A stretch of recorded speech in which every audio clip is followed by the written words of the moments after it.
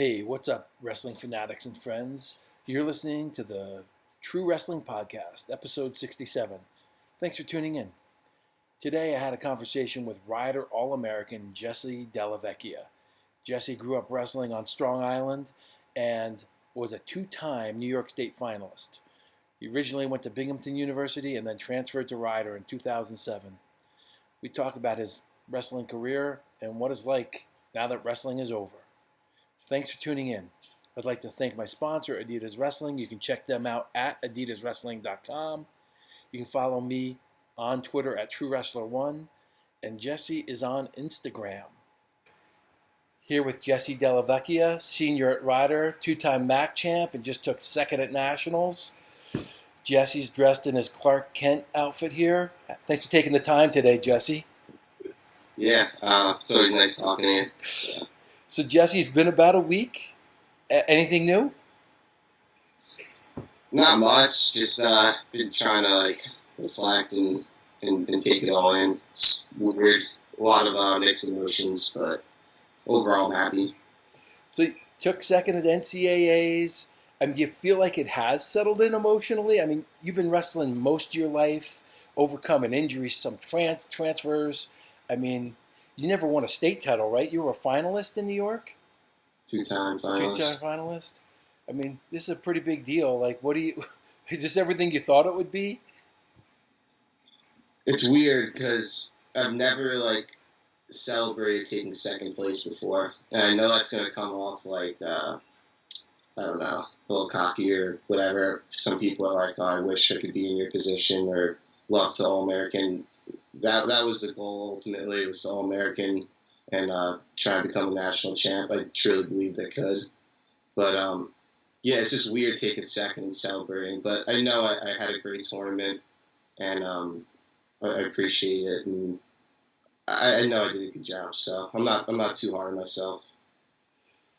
Tell me a little bit, this season, right, was pretty crazy. With all the regulations in New Jersey and then with Rider and New York. Do you feel like, we talked a little bit before the season, were you mentally 100% sure, and did it affect your training that the season was going to happen?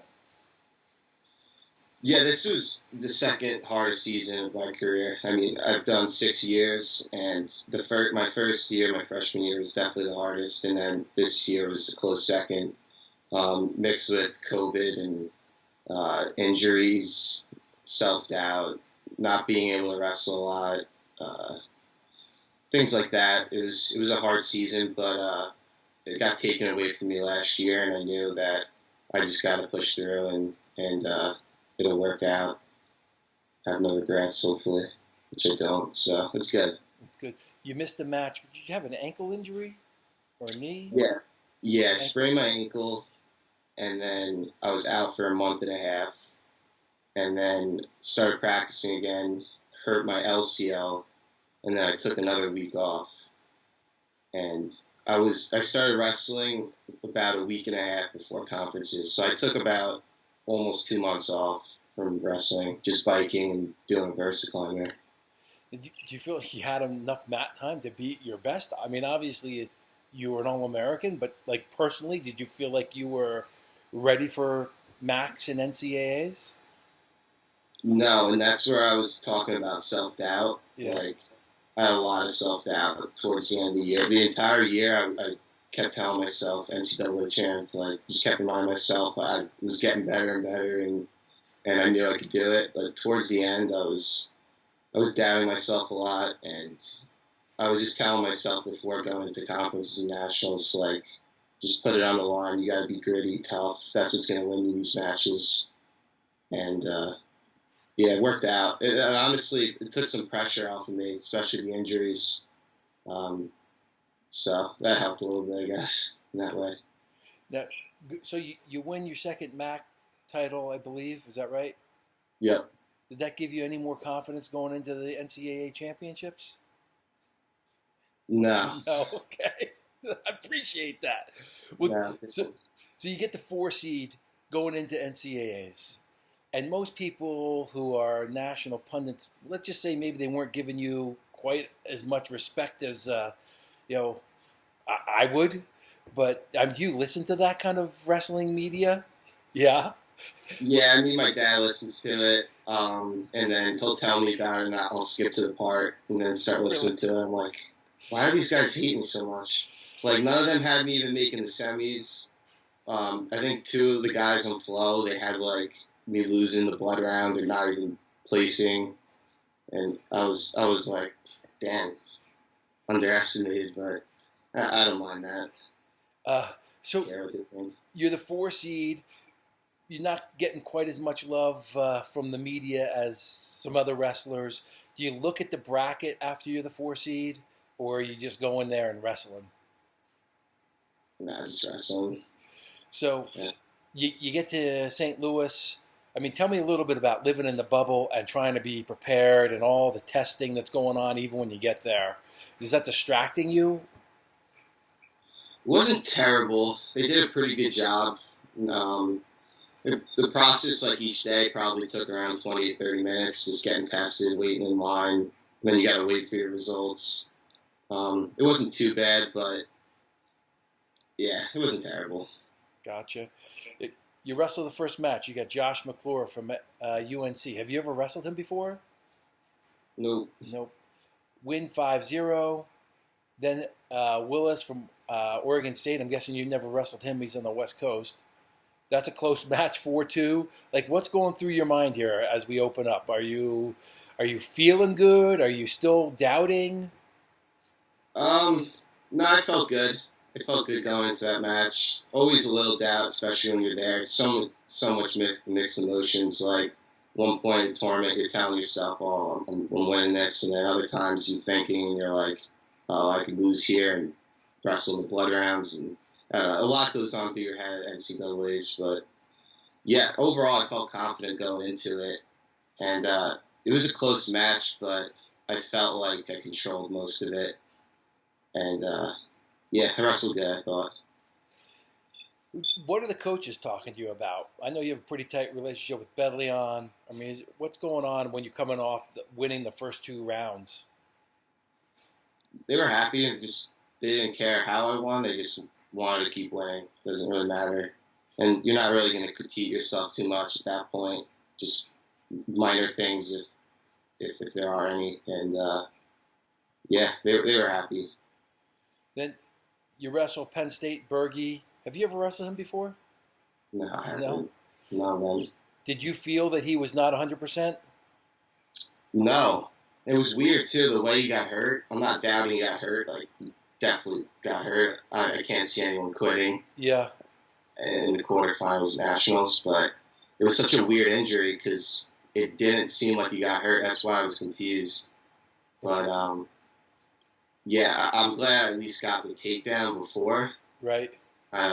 Show that I was winning and didn't just injury default out. But, yeah, I wish he was able to continue.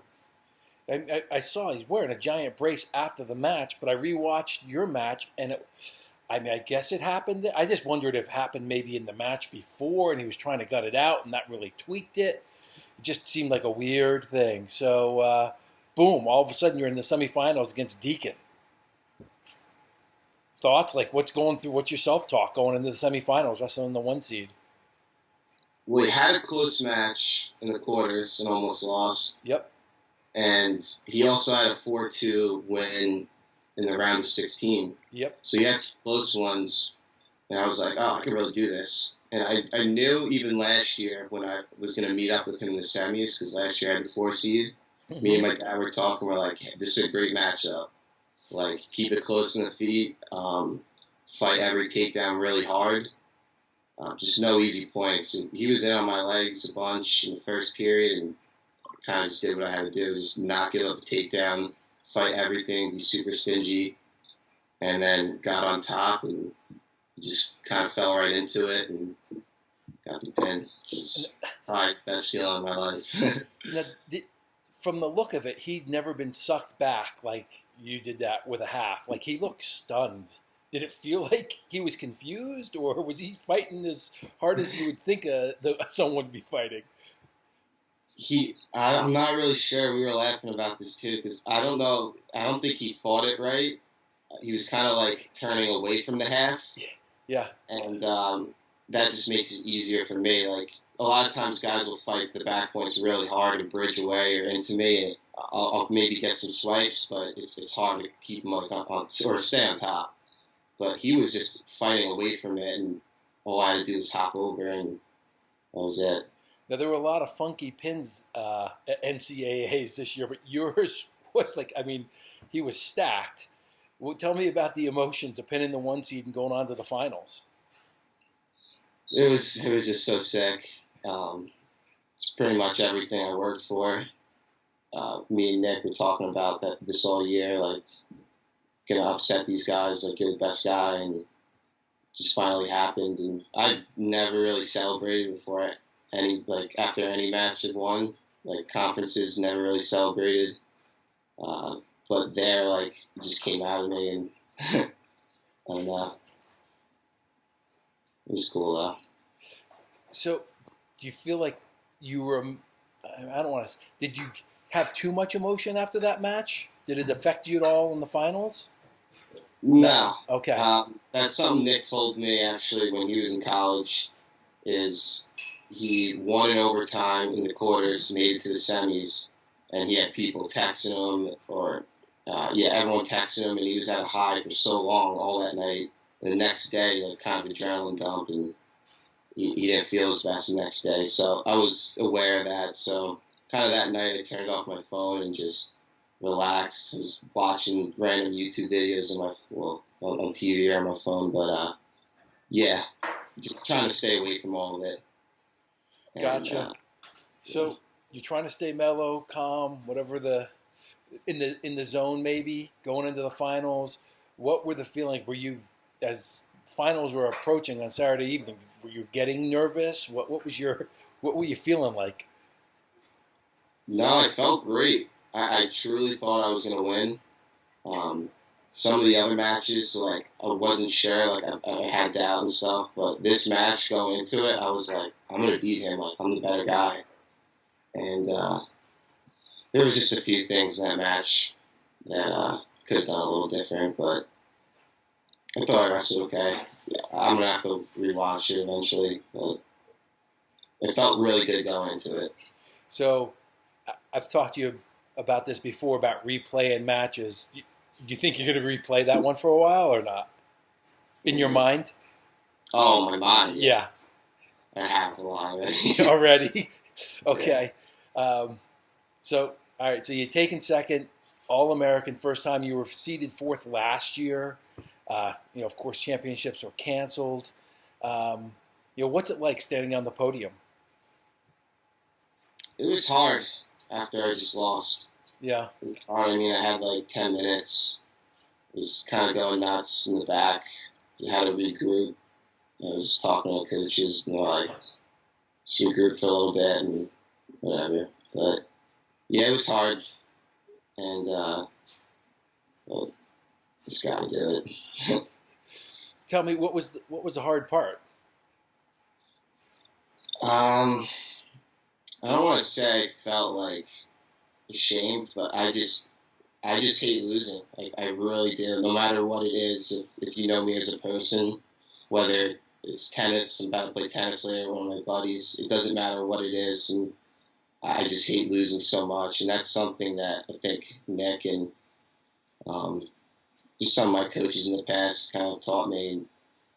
Like, I hate to lose no matter what it is, and kind of became that person. I don't know, hate losing. Gotcha. So it hurt. Yeah. All right. Tell me, on a more, I know you got 3 All-Americans who in your corner there. Hangy, right? Hangy was an All-American, right? Yep. Bedleon, Wolf. Have you piled on them about finishing higher than them? No, I have way too much respect for them. I would be knocking around those guys. Like, I truly mean that.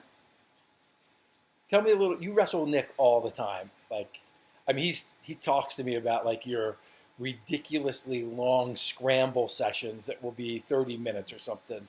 Tell me about your relationship with that guy. Yeah, he's my best friend. Like, as a coach, he's one of the best coaches. The way we learn things and just we'll watch wrestling and he'll be like, oh, these things will work great for you. Like, you got to try this. And we'll just fight or play wrestle in the room for 20, 30 minutes, try it out, work on it. And we just learned different than I ever have in the past. Like, it's always been like drilling. I don't know. But the way he teaches things and how much he knows how I wrestle, we're just such a good fit for each other. And he made it fun, and he's not like a coach, like he's not a robot. Like a lot of coaches I've had in the past, you can't really talk to, or you just feel awkward being around. He's not like that. He's like, you can tell him anything. Just a great person, and I'm really lucky to have him as coach. That's great. Give me one embarrassing story about the wild man Bedleon. Come on. There's a lot. Right? There's so many. No one's going to listen to this, I promise. I don't know. I'd have to think of one. I'm going to circle back. Yeah. All right. Tell me a little bit about did last year's NCAA cancellation, did that create any doubt in your mind that this was ever going to happen for you, either at conferences or at NCAAs? Like if someone tested positive, that they could shut down your weight class. I mean, is this in your mind as you're trying to compete as well? Yeah, and all summer, because I was very content with being done last year after it got canceled. I wasn't sure. I didn't think I was going to come back. I got convinced, and then I was training all summer. And I remember just texting Nick all the time, like, dude, it's not going to happen. Like, why am I wasting my time? Things like that. And he's just like, it's happening. It's happening. It's happening. Like, you're training, you're winning the national title. Like, just kept telling me over and over again. And we've had that talk so many times. I was probably being a baby a little bit at the time because I was annoyed. I was working really hard. But he just kept telling me it was happening, and I trusted him, and glad it did. Gotcha. So I know this is a free year, but it sounds like you're done? Yeah. Now, is any way Coach Hangy, Bedleon, or Wolf is going to talk you into it this summer? No. Okay. I told him I'm not getting my hopes up. This is it. And where are you in school? I know you've had like an extended thing with transfers. Are you in grad school right now? Yeah, so I have 2 more classes left this semester, and then 1 more left in the summer. I'm done. And there's no way they're trying to talk you into another graduate program? Nope. So where do you see yourself next year? Not really sure. I plan on just relaxing for a little bit, doing some private lessons, just teaching wrestling. Yeah, and then I do really want to coach eventually. I'd love to coach college wrestling. Yeah, it's always been my dream job, so hopefully I can do that in the near future. Gotcha. Just circling back to this year, who are your most consistent training partners besides Coach Bedleon? I had Wyatt, our 49-pounder. I wrestled with Cole, who was a freshman. Who else? Jake Silverstein a lot, who's a great partner for me. Just because he wrestled a lot like the Big Ten guys. Yeah. He was a little bigger than me, and if you take any bad shots on him, he's got great re-attacks, and he's hard to score on. So guys like Caleb Young, Burge, Hidley, they're all guys that if you take one bad shot, even Carr, if you take a bad shot, they're going to be on your legs. So he was great to have around, just so I stayed sharp, and yeah. Tell me a little bit about like any emotions, like this is it. Like, it seems like there might be some relief, but also, is there any, what's going through your mind? It's weird. It's weird that I'm never going to compete again.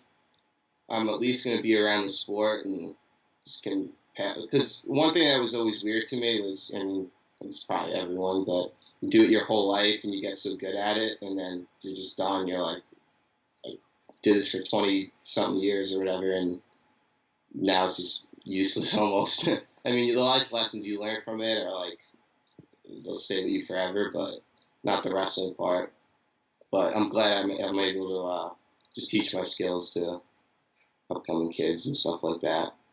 So, talk about coaching. You'd prefer to be a college coach versus a high school coach. Totally. And have you talked to anybody about it? Not yet. I mean, I know Nick would love to have me on the coaching staff at Ryder, and it's something I'm considering. But I eventually I'd love to coach on Long Island at either Hofstra or LU Post, and try and turn one of those programs into like a powerhouse. That's just been something I wanted to do. Yeah. I love Long Island, and I think I could recruit some good Long Island guys to the schools, and it would just be sick. Yeah. Do you consider this like your greatest wrestling accomplishment? Yeah, I do, for sure. I mean, I was telling my dad last night, I've never really, in my eyes, I've never really won anything that's meant so much to me. Like, conferences was big. My last year, it meant something to me, because I've never really won anything big, but this year it really didn't mean too much to me. I just wanted to win a national title or do good. But, yeah, I've never really won anything that was important to me until at least the semis and nationals. And that's why I think I celebrated so much. Gotcha. Tell me a little bit about that approach. So if you feel like you've never won anything that big, was that ever discouraging to you, or did it just keep you hungry?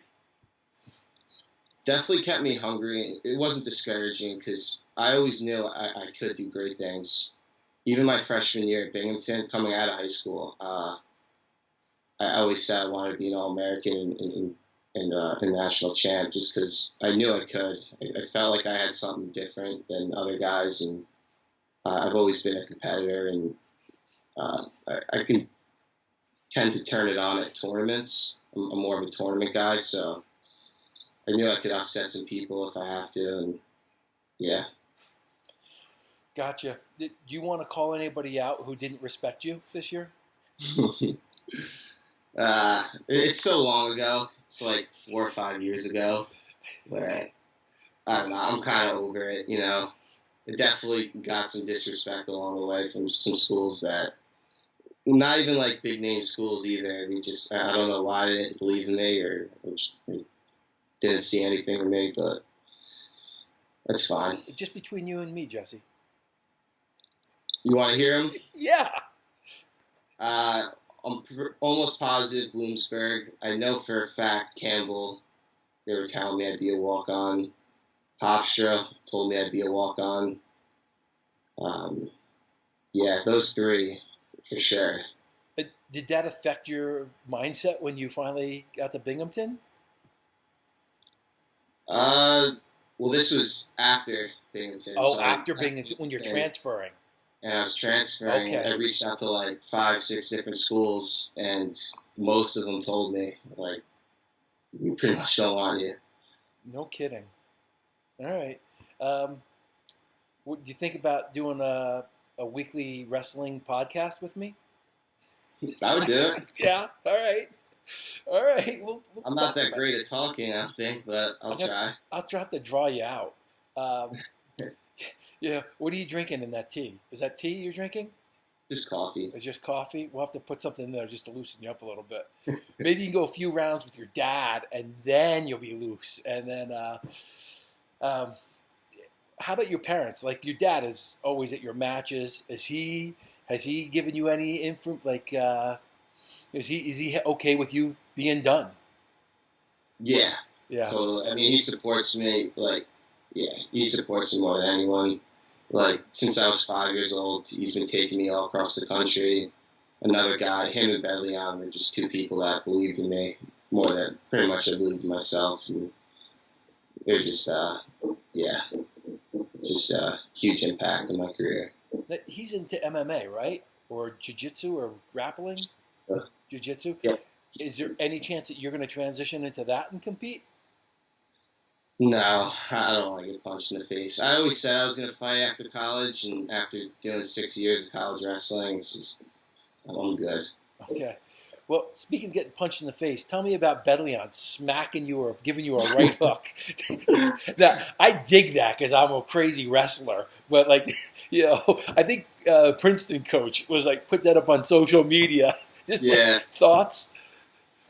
that was my favorite part of the whole celebration, just because I thought it was so cool. It looked tough. Yeah, it was awesome. It added on to it for sure. Nice. You got to go? No, you're good. What do you weigh right now? Probably like 174. Okay. Yeah, I'm doing something. Okay. Maybe. Yeah. So, but yeah, I'm not too big. Tell me, no one's going to listen. Tell me what a match with you and Bedleon looks like.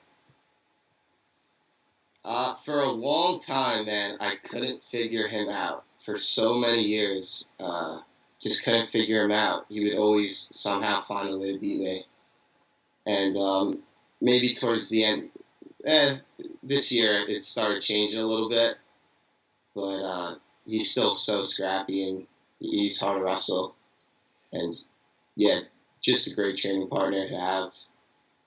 And, we have a lot of fun matches. They're always high scoring. We go after each other, and it's very physical. Like, very physical. He'll do anything to win, and that's something he also taught me is, like, he'll go far to try and win that match. And it just shows the mentality that he has and what the guys at Ryder need to, like, have. You know he was an All-American at 125, right? Yeah, just crazy. All right. And now you're saying you caught up to him a little bit this year. Is fatherhood making him soft? Maybe a little. A little bit? I've always joked around with him. I was like, now that you're a dad, you're getting a little soft on me. Is he getting dad bod? Is that what's going on? He's getting some boobs and everything?